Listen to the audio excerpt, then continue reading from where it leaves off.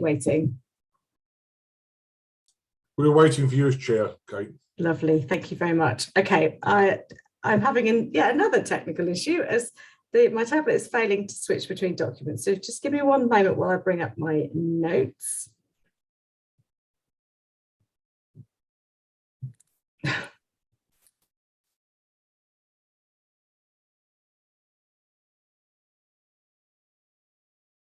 Well, this is a nice long silence for you.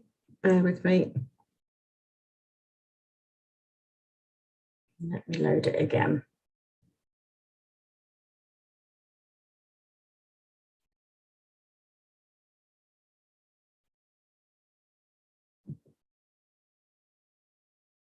Nothing's loading. Can anyone give me a clue as to what I should be saying at the beginning of the meeting? Because I know it's a script, but I don't have it in front of me. I'm just pulling up my notes now. Thank you so much, Will. And as you do that, like magic. Just to inform everyone, the meeting is now live as well. Thank you.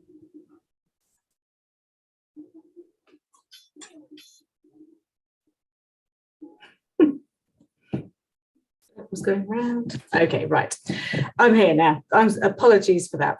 And welcome to this virtual meeting of the Joint Staff Consultative Committee that's being conducted with member officers and representatives of various locations who are all communicating via audio and video and online. Before the meeting starts, I would like to invite the committee member and scrutiny officer, Nuita, to explain how proceedings will work and to confirm that members and officers are in attendance. Thank you very much, Chair. So we're just going to perform a roll call very quickly. If you could all just say present or however you want to do it. So I'm going to start with the councillors. Councillor Aspinwall. Yep, here.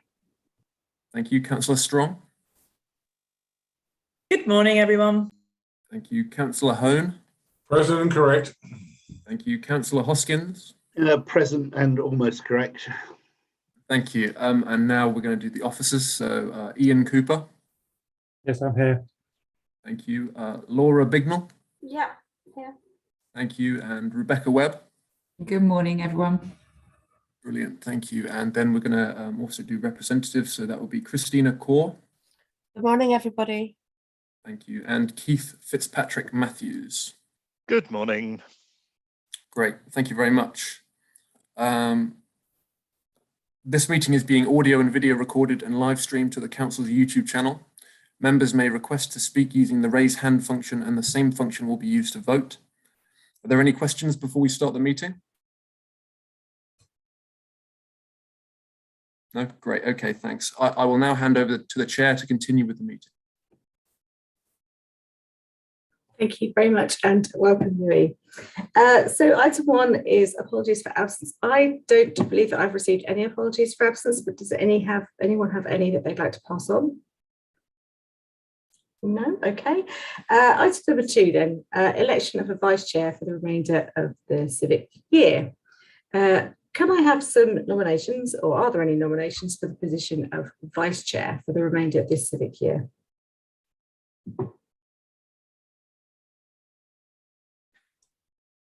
Well, in the absence of anybody standing up, Keith, you want to do it?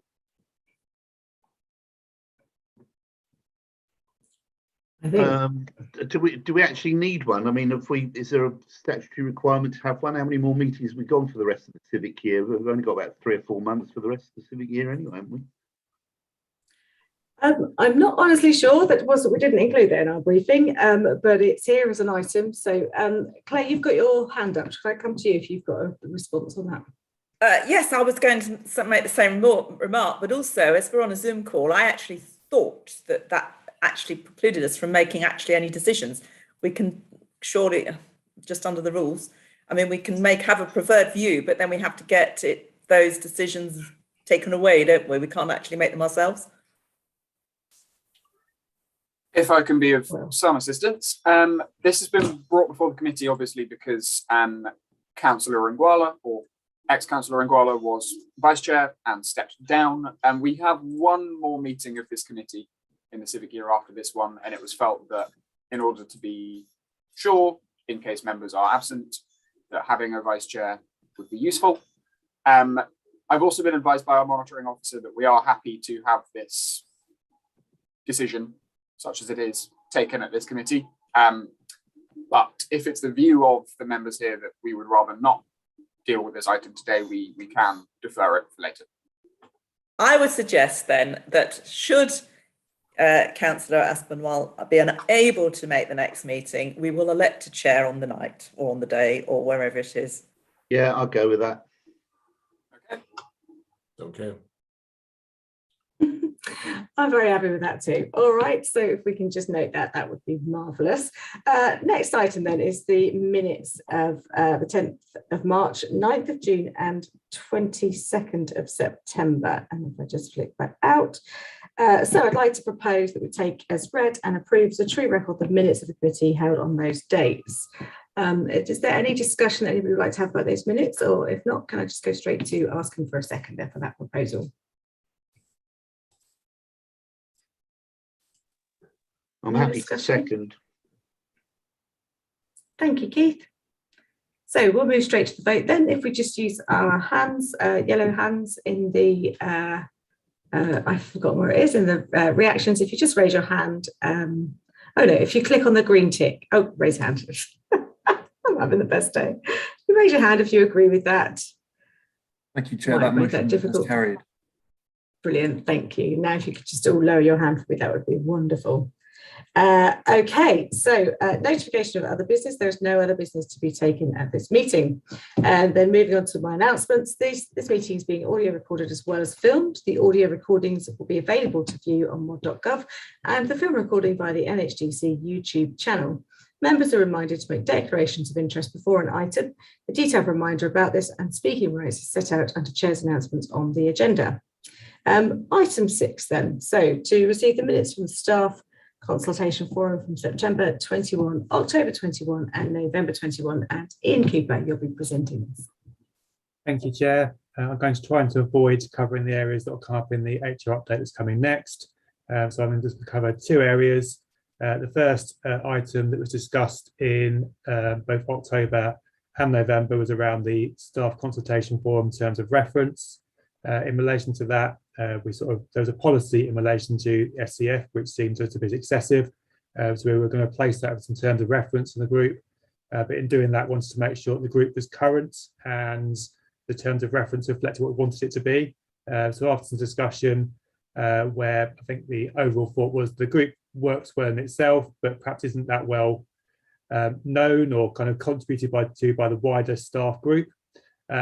We decided that we would have a staff survey to gather feedback around what people wanted from the staff consultation forum, and also as part of that to raise awareness of it as well, and also hopefully to get some more interest about a few more representatives, because we are very light on number of representatives that attend the meeting each time at the moment. So that survey has been approved by the forum and is currently out for people to complete, and we will get some feedback from that at our meeting in January.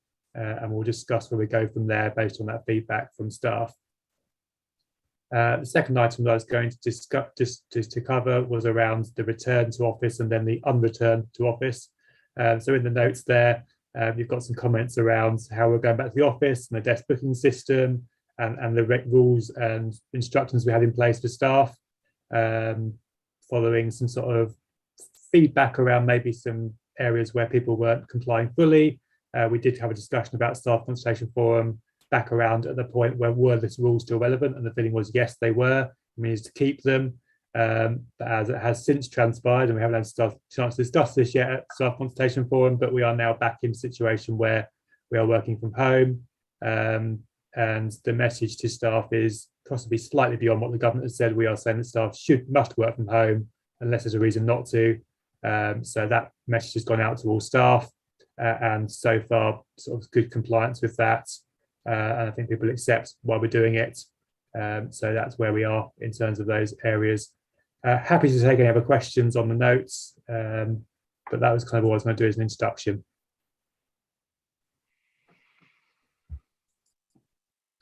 Thank you, Ian. I appreciate there is quite a lot of crossover there, isn't there, with the next item as well. So I think probably going to just make sure we keep the two items separate. Are there any questions or comments on the item that Ian's presented there? No. at all. Okay.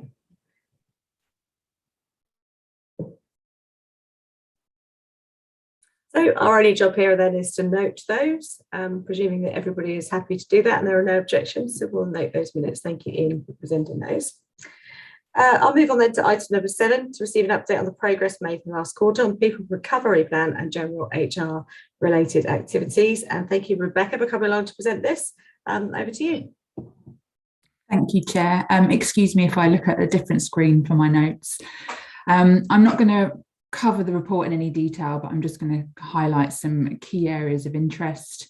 3.2 talks about future ways of working and people recovery. As Ian has just noted, things have changed fairly significantly since the report was written, and therefore it is outdated. So we do have everyone working from home, so we're doing our bit to minimise the spread of the new variant. It's meant that people are at home unless there's an exceptional need, and we did have a few cases of people being in the office during the last lockdown, and they're looked at on a case-by-case basis. We are in a good position for when at the point we do return to the office. We've got hybrid meeting facilities, we have desk booking system, so that's really positive for when we get to that point. There are ongoing meetings between council HR departments across Hertfordshire, and they've been really helpful in sharing experiences and information. Different councils will have different approaches to people issues, so it's really helpful to see what's been done elsewhere, and then decide what's best for North Herts, as well as sharing what we're doing and hopefully helping others too. Moving on to recruitment. It's continued at a steady level, and I expect, despite people now working from home, we will continue to recruit at the same level because we have the facilities in place to allow us to do so virtually, which is really positive. We now have 2 Kickstart employees, one in IT and one in Healthy Hub, and this scheme closes shortly. And we're undertaking a review on how we use temporary workers at the council. The work's ongoing to ensure that we do it effectively. And as part of this, HR have developed a new fast-track recruitment option for managers to get people in place quickly. And this is using the online recruitment tool to make it as efficient as possible. Pay negotiations. The situation is ongoing. We don't have a settlement, and the final offer from the employers was rejected by unions, and they're now in the process of balloting for strike action. We expect news on this in January, and Unison will need a majority vote in favour of action as well as a 50% turnout. 3.6 moves on to employee benefits and wellbeing. And we've got various types of support available for employees during this difficult time. Online wellbeing classes are running throughout next year, and there's a really good selection available for mental health and physical health. Our mental health first aiders are doing a drop-in, probably likely to be online now, on Blue Monday, which is the 17th of January.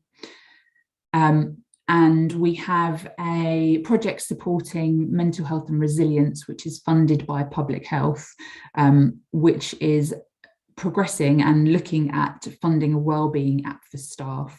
And we are looking to confirm the details early in the new year on that.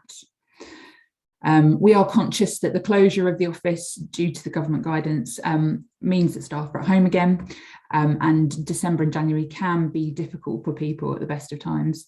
So with that in mind, the HR team have prepared an update for managers, reminding them to check in with their members of their team, offer support, and reminding them that HR are available to support them. We're also looking at an employee update just to signpost that support available. People are already aware of it, but of course, a reminder does no harm at all. And obviously taking into account that that support is there, even though the council is closed down over Christmas and New Year. Moving on to learning and development, the personal development days are continuing into 2022 and are well received. Service manager training, the sessions are complete, and the training itself provided a really good opportunity for development, but also for managers at the level to work together. And it's led to some really good positive conversations about how we continue to work together moving forward. Shaping Our Future steering group met last week, and the new values have been agreed, including inclusion.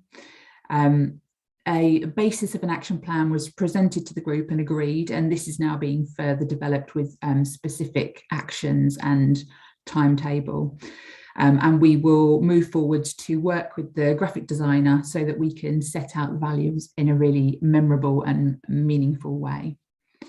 The inclusion group also met last week, and it's proving to be a really good forum for positive and helpful discussions. The group itself has agreed to act as inclusion champions to ensure that everybody within the council feels able to approach someone with feedback or concerns in confidence. The absence data, as usual, is shown in the report. You will note that the COVID absence has increased. This is somewhat expected given the number of cases in and around the district and nationwide. Overall absence levels remain relatively low, although we are seeing a slight increase based on the lockdown restriction months. And finally, the labour turnover continuing the trend is continuing to increase, but that again is not unexpected given the recruitment market. Happy to take any questions, and Ian may want to add something on Shaping Our Future or people recovery. Ian, did you want to add anything? I think Rebecca's covered a good introduction to it, but I'll take any further questions from anyone if there are any more questions specifically on that bit. Lovely, thank you. And thank you, Rebecca. That's a really full and informative update for us. Any hands up? So we have, that's a new one. Keith Fitzpatrick Matthews, you have a hand up, but I'm not sure if that's it's a different kind of hand. But yes, if you have a question, please go. It's not so much a question as an observation that although DCO staff are now required to work from home, North Hertfordshire Museum, Hitchin Town Hall remain open. We do have a rota for office staff, which ensures that only one person is ever in the office at any one time. But I would like to point out that our front of house people are still staffing the building, including in the cafe. So there is a potential risk to staff from exposure to members of the public in that way. We are enforcing mask wearing while in the building, although not in the cafe or exercise classes. But I just felt that the meeting should be made aware of that.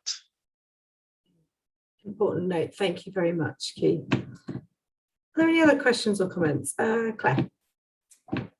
Yes, thank you, Chair. Just under the little bit on employee benefits, and you were talking about mental well-being and also physical well-being. As a benefit, are employees of council still able to get discounts for joining the gyms and that around? It wasn't mentioned, so I just checking that is still there. Yes, that's still there. So the discount for the gym and various other discounts across the district as well. But yes, that's still in place. Now, declaring an interest here, because I actually am a member of the gym and I do take advantage of that. I just wondered again, you know, those kind of sort of, because we do have new members as well, whether or not they also know. And I was interested when you said other discounts. I was the only one I ever knew about was the one for the gyms. I can't answer that. I don't know if members are aware. I can definitely, we have a list on the intranet. It's mainly companies within Letchworth that offer discounts with the provision of your pass to show that you work for North Herts. There is a list that we regularly update. Oh, I didn't know that. Mhm. So I feel like that's a simple email of, do you know you can still get these things as well to kind of everyone by the sounds of But it. let's be very careful here, because we don't work for North Herts District, North Herts Council. As members, we don't work for them. No, but members, I mean, also we also have mental health and physical benefits and needs, and I think it's always been a policy of the council that those would be offered to members as well as the employees of the council. Certainly, Herts Reward. Certainly Herts from the Reward tax, the taxman sees me as an employee of the council. The Herts Rewards down at County, yes, is available to officers and members, so where you get discount for various things. So, assuming that they've gone through that loop, if we do have any question around it, we can always go down to Herts and say, "How does it work for you?" And they'll say, "Yes, it works for us." So, and this is how it works. So, if there is an issue around the fact we are not employees, hence the reason why, for example, we don't get our 14 or is it £16 for electricity, because that comes in as part of the allowance that we get. So never confuse the two, that we are employees versus members, big difference. Thank you very much, councillors. Just I want to move on from that then. Are there any other kind of questions or queries before I launch with all of mine? So, Rebecca, I'd like to just linger for a moment, if we can, where you talked about the let's go back to the office. Oh no, let's not go back to the office, and the reverse. And thank you for the verbal update on that. Realise that it's a fast-moving situation. I am aware that there are a number of reasons why people may need to be in the office that centre around the work that they're doing, but also perhaps well-being or difficult domestic situations. You've talked about this on a case-by-case basis. Are you confident that you've got kind of all of those covered, and are your managers happy with the support that they're able to give? Yes. So we will be sending out that managers update, and that will be very clear about how there may be situations where people do need to be in the office. The managers are best placed to say whether a member of their team struggled in the previous lockdown, and they will understand best what kind of support each of their team members need. But we will also be able to check in. So the plan for HR is to then in January send a check-in email to everybody. I don't know if you remember back in lockdown many months ago, HR contacted every member of staff to check in with them, and that was very resource intensive for us, but I think a really positive thing to be doing at that time. We've since sent a check-in email to all members of staff, and our intention is to do the same thing in January when I expect still will be in this situation, but then we will cover everybody just to be sure. Thank you, Rebecca. And it was an intense, a very call, everybody. And yeah, certainly do remember that.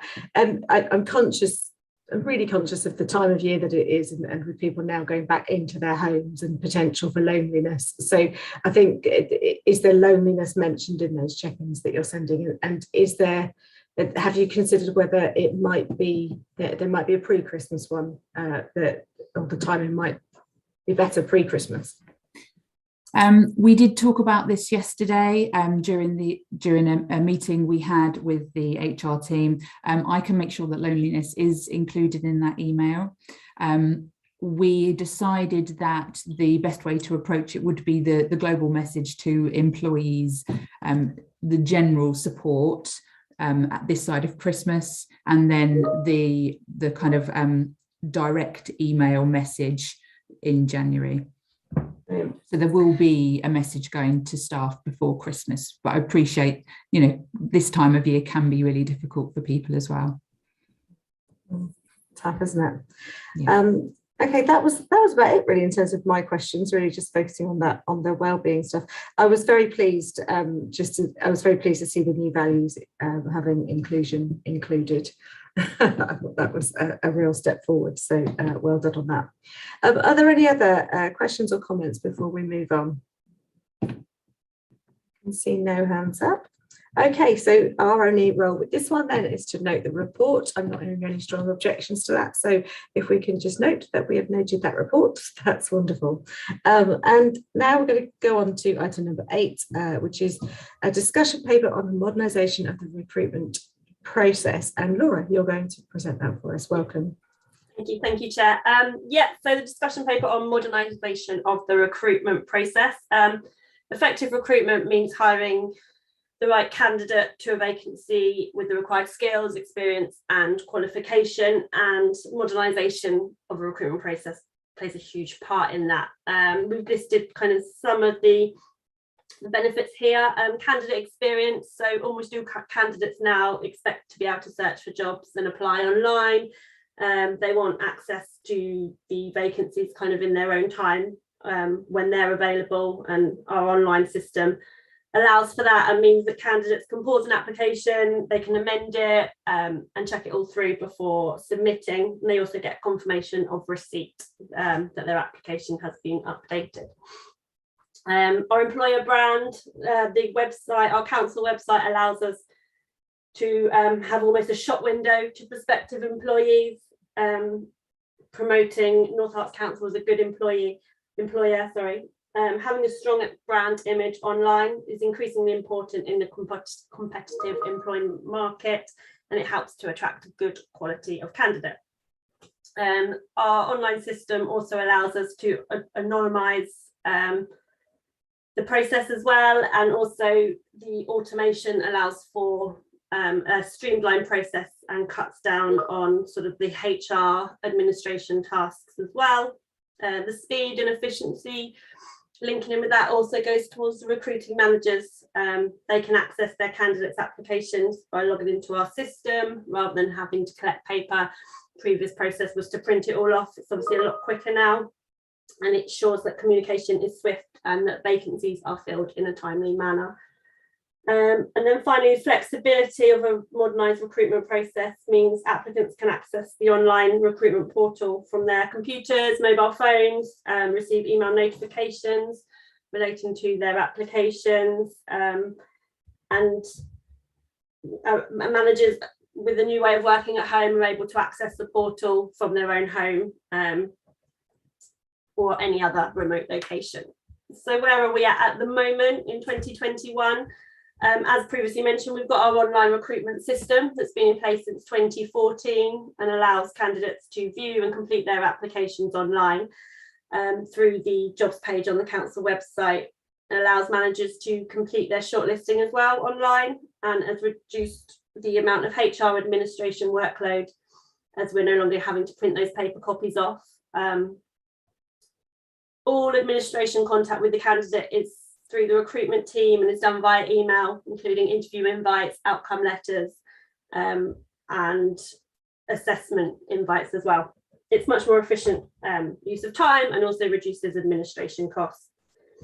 So our advertising is all on the intranet, which is open to all staff, including those on casual and temporary contracts. External vacancies are then also advertised on the NHC website, and we continue to attract a good volume to that of visitors. We aim to also maximise the use of our free recruitment pages, Indeed, LinkedIn, the Job Centre, and that assists with us reaching a wider audience while also keeping our advertising costs to a minimum. In 2020, we also created a recruitment video that we share online to prospective candidates, which is a sort of video of staff and what it's like to work for North Herts Council. And we're hoping to develop one for our apprenticeship page as well in the future. So we have been supporting the recruitment of disabled applicants for many years via the government's Positive Action to Disability scheme. More recently, this has been updated, and we're proud to be a disability confident employer and display the logos as such on our advert, applications and job pages. the end of 2020, we also updated our application form to make it more inclusive of the LGBTQ+ community. Under the equalities data section, candidates can now declare if their gender is non-binary or prefer not to say. Previously, we only had male or female as the available options there. So we've also modernised our process for DBS checks. This is now done by an external provider, Experian, who manage the process on our behalf via an online portal that our staff can check in and get updates on the process of the applications. And we've also been trialling the similar process for the use of our references as well, which again has been a really effective process and increased the speed of completing these administration tasks for us. When the pandemic hit in March 2020, all those years ago now, all interviews and assessments were very quickly moved on to a virtual platform. Generally that's Zoom or Teams, and that has been relatively easy for us to do that and been well received by managers. It's allowed us to reach a greater number of diverse candidates. The usual barrier to location or holidays and things like that are no longer a factor. And I think even as the world hopefully at some point returns to a new normal, we will continue to offer virtual interviews when it's deemed appropriate. So the option would be a bit more hybrid between traditional face-to-face and online. And then also the careers fairs. For several years now, we've taken the opportunity to raise our profile at apprentice career fairs that take place at various local colleges or schools. It allows us to position ourselves as a desirable employer within Hertfordshire and allows us to speak to young people in the local area who may not have previously considered a career with North Herts Council, therefore attracting a new talent to the organisation that may not have done so before. So looking forward, what we hope to do in the future is a review of the North Herts Council employer brand as it's presented to candidates on the website. We want to ensure that we attract the best candidate, and as previously mentioned with the apprenticeship video and things like that, we see a way of doing that. Further developments in the recruitment tool to include reminder emails to candidates who maybe have started an application but not completed. So that would be something that we'd look to do fairly shortly in the future. The transformation team are currently working on modernising the new starter process to cut down on the administration burden for managers. And once this is established, we hope to kind of link that into our recruitment process as well. And finally, just the continued monitoring, as we always do, to ensure the system is effective and non-discriminatory. That's it from me. Welcome any questions at all. Lovely, thank you very much, Laura. Very detailed report there. Thank you. Do I have questions and comments from the meeting?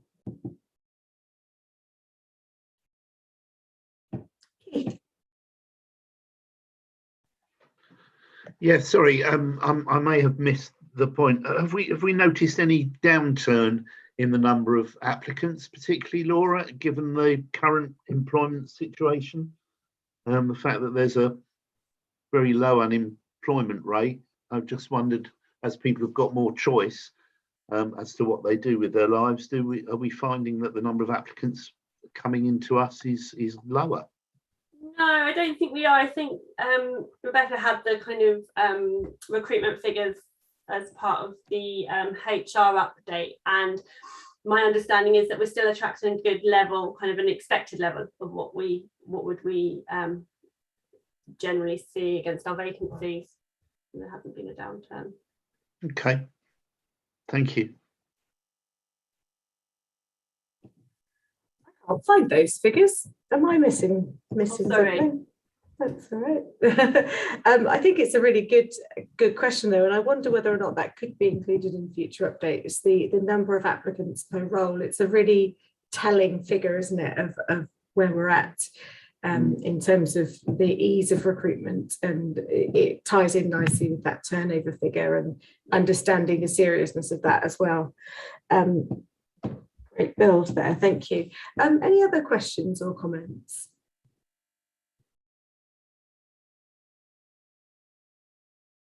No, okay, so it's early in the morning for me anyway. I just had one comment, I guess, and I was really interested in the positive action section that you'd noted there. I was surprised to see I was surprised to not see more interaction with the EDI agenda, the Equality, Diversity and Inclusion agenda, and particularly as the group had met, and there's work happening there. And I wondered whether or not there would be a crossover in these two streams of work at some point in the future, because it seems to me that if you have underrepresentation in the organisation of any group, that recruitment is where you address that and monitor that and have the data for that, and that group, the EDI group and the work group that have come together, would be interested to see that data. And I wonder whether there are any plans on that. And also a secondary question on that, I was keen to understand whether you'd looked at kind of anonymisation of CVs or any other recruitment practices to eliminate unconscious bias throughout the recruitment process, and whether or not you could speak on that for a moment. Sure, yes, I can. Yeah, so all our applications are anonymised via the recruitment tool. So when a vacancy closes, managers will only receive the shortlisting questions to the candidate selected. They get no personal details at all on the candidates, completely anonymised. It is not until a candidate is invited to interview that a manager will then get further information about the candidate. Excellent, thank you. And so what about monitoring of that diversity of the applicant pool? Is that something that you do or is available? I think it's sort of an ongoing work at the moment. We do collate the data, and as Becky spoke about, with the looking to develop our temporary applications as well, because that previously hasn't been done. So we monitor that data. It's sort of an ongoing project really, but yeah, we do collate that data, the equalities data, annually, I believe. Lovely. I think there's a real richness to that can come through in perhaps these meetings to help to kind of provide that critical friend stuff. Brilliant. Are there any other questions, thoughts, comments? Nothing at all? Okay. I think our only job on this one again is to note the paper. So I'm not hearing any objections to that. So I think we should, as a committee, note those papers. And just big thanks to Rebecca and Laura for coming along and presenting those to us and for preparing them too. So final item then is the one we always talk about, the suggested discussion topics. And I know that in the past sort of few meetings we've let these sort of go and not made decisions because the field is changing so quickly and the picture is changing so quickly. But I'm conscious that we're getting to the end of the civic year and it might be time to sort of put some recommendations in for any new committee members that might don't want to start out with a completely blank sheet of paper. So I wonder whether or not we could gather perhaps 2 or 3 things that we definitely want to see on the agenda for next year in terms of discussion items. And there's some suggestions there on page 40 of our notes. So does anyone have any particularly strong opinions or not so strong opinions on what we should be discussing? I think well-being is going to be an ongoing one given circumstances. I think that's going to be important for us to have it almost as an agenda item on each one until circumstances change. So by a standard agenda item on that then, Keith, do you mean an update on where we are at or an actual kind of discussion around a certain part of that? I suppose a discussion may come out of that, but I just think it's going to be worthwhile having an update each time as to how we're coping with issues like home working and keeping in touch with people.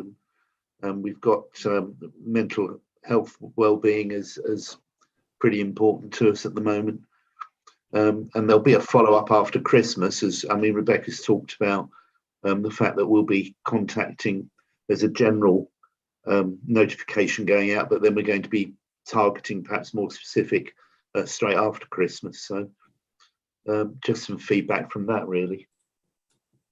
Rebecca?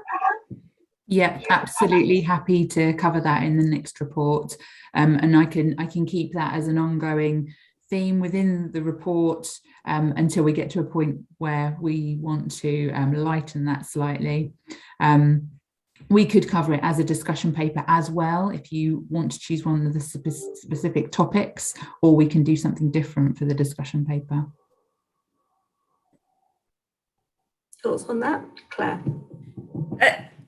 Yeah, I don't know about you, but I hate winter because it's long, short days, long nights. It's grey. There's no sunshine, and I'm one of those very sad people during the winter and I just wondered whether, and again, if we're, specifically looking at well-being, whether that could be perhaps a sort of subtopic within there for the employees that do suffer with SAD syndrome, or whatever you want to call it. I don't know what the political correct word for it is, but I know that I am never as happy in the winter as I am in the summer when the sun is shining.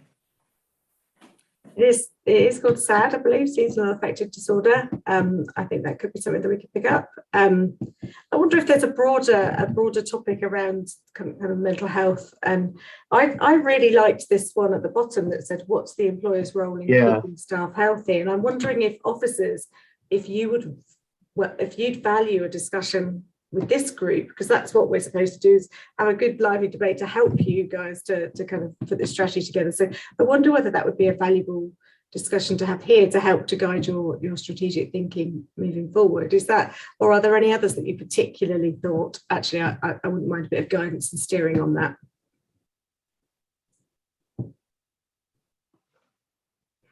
Silence. Oh, Rebecca. That one works well, and we could highlight the mental health side of keeping staff healthy, particularly for next time. Yep, and that would be helpful for us.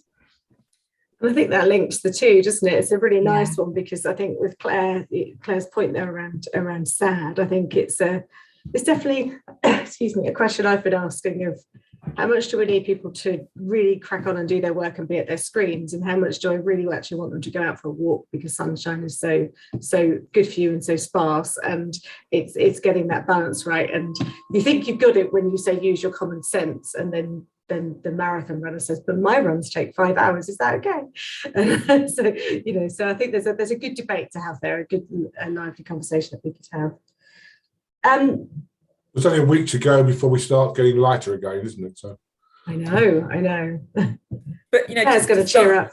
No, but you see, for a lot of people, they do promote that you need to take a vitamin supplement just to help you cope with the fact that you're not getting it from sunlight, because it's such an important vitamin. And again, some people are very, very aware of that. Some people aren't. And light boxes as well on your desk, I think, are a good treatment as well, aren't they? So do you think we should focus solely on wellbeing for the coming months, or are there any other areas that you think would be particularly interesting or useful? Well, it's an important one at the moment in time, isn't it, Kate? Mm-hmm. I think that officers' wellbeing and members as well is so high on the agenda in this day and age because of all the pressures around, that there's not much could supersede that in terms of priority. Yeah, and Kate, I mean, we've learned a lot. The organisations have learned a lot through the pandemic, but the pandemic is still rolling, and we're at the stage we're in. We don't know when it's going to end, and we don't know how. Again, just carrying on, and again, as we come out, when we actually do come out of it, but we know the world has changed. Yeah, and well-being is going to be high on the agenda, regardless of whether we have a COVID crisis or any other. Well-being should be on our agenda for our staff from day one and continue to be. Yes, it's ramped up, but of course, because of the different pressures, and those pressures might be lack of sun, they might be I've got to go after the kids because I can't get out because I've tested positive or whatever, which brings me on to my daughter-in-law at the moment. So those sorts of things, I think well-being is something which is going to be there forever, which in the past has always not been ignored, is the wrong thing to say, but certainly is not as high on the agenda. Staff well-being has not been as high on the agenda as it should have been, and I think we've moved up the agenda, and we've got to make sure we keep it up there. Anything we can do to do that has got to be the right thing, Kate. Thank you.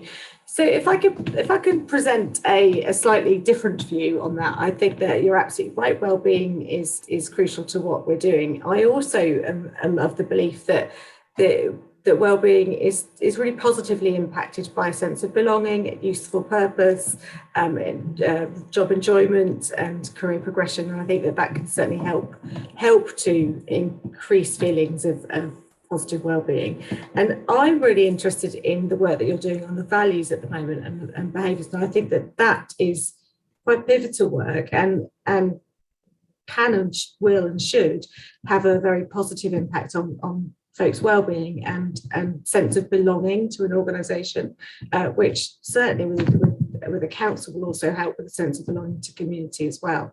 And I wonder whether or not that first one on change management, the shaping our future, specifically relating to those evolving simply expressed values, I wonder whether we might be able to have a discussion paper on that also then ties into how that is encouraging that sense of belonging in community and therefore sense of well-being. I hope that's not too tenuous a link. In my head, it's really not tenuous, but it might be for others.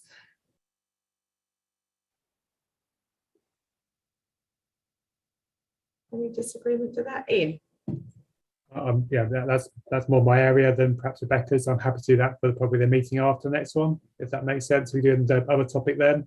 I think we've been quite well progressed on terms of shaping our future steering group by then, and have really good, hopefully really good action plan. And we can bring that here and then talk about those particular themes in it. I think that sounds like a really exciting topic. I'm sad I won't be here. Okay, any other comments, thoughts? Got the next two set up. Anything else that anybody wants to raise? No, all right. So that only leaves them for me to close the meeting, and apologise once again for the technical difficulties that I had at the start of the meeting. Thank you all for your patience, and thank you all for being so lovely and smiley today, and have a wonderful rest of your day and get some sunlight. And conference of the season, Merry Christmas to everybody. Merry Christmas to everybody. Thanks, Kate. Thank you, everybody. Thank you. Thanks, Bye. everyone. Bye. Thanks, everyone. Bye-bye. Thank you.